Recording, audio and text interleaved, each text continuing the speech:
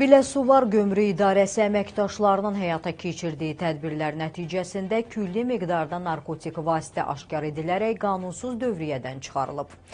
Bu barədə Dövlət Gömrük Komitəsindən bildirilib. Qeyd edilib ki, ölkəmizdən tranzit keçməklə İrandan Gürcüstana kələm yükü aparan nəqliyyat vasitəsi kinoloji xidmət itinin tətbiqi ilə gömrük yoxlamasına cəlb edilib və xidməti it qoşqudakı 13 kisəyə reaksiya verib. Əsaslı yoxlama zamanı həmin kisələrdə fiziki görünüşcə kələm formasına salınaraq gömrük nəzarətindən gizlədilmiş, qablaşdırılmaları ilə birlikdə ümumi çəkisi 19 kiloqram 475 qram narkotik vasitə marixuana aşkar edilib.